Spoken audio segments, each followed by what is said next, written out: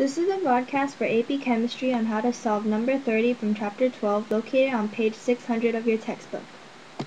Now before we solve this question, there are basic constants and formulas that you need to know about second-order reactions.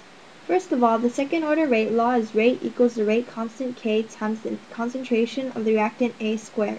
You can tell if the reaction is second order by graphing 1 over A. If the line plotted is linear or straight, then the reaction is second order.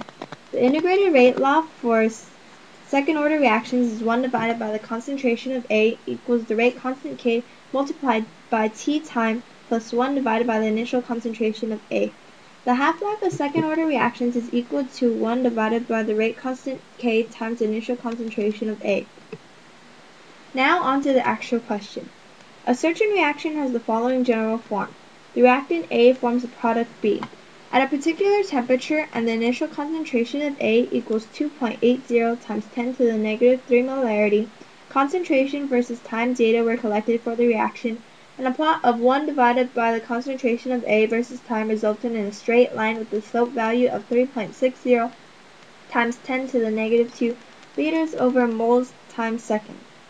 The first part of the question is determine the rate law, the integrated rate law, and the value of the rate constant for this reaction. Since the plot of 1 divided by A versus time resulted in a straight line, we can determine that this reaction is second order. With the information we already know about second order reactions, the rate law is rate equals the rate constant K times the concentration of A squared. The integrated rate law would then be 1 divided by the concentration of A equals the K constant times T time plus 1 divided by the initial concentration of A.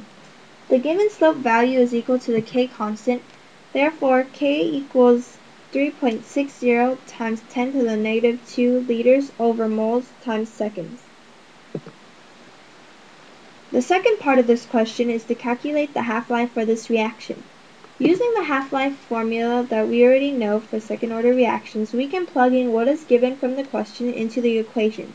We already know that K equals 3.60 times 10 to the negative 2 liters over moles times seconds, and the initial concentration of A is equal to 2.80 times 10 to the negative 3 moles over liters.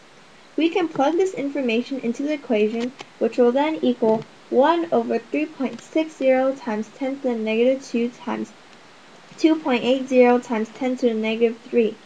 The units of moles and liters will cancel out, leaving only seconds.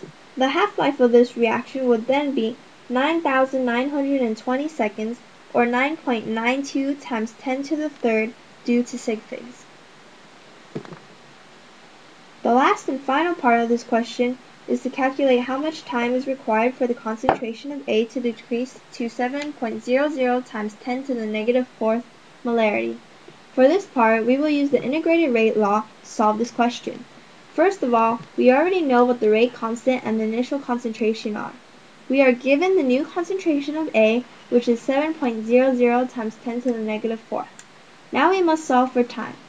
We can plug in all this information into the integrated rate law equation, which will then be 1 divided by 7.00 times 10 to the negative 4th equals 3.60 times 10 to the negative 2nd times T time plus 1 divided by 2.80 times 10 to the negative 3rd power.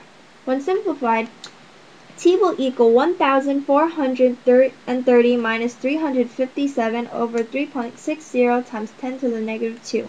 So it takes 29,805 seconds for the concentration of A to decrease to 7.00 times 10 to the negative 4th molarity, and with sig figs, T equals 2.98 times 10 to the 4th seconds.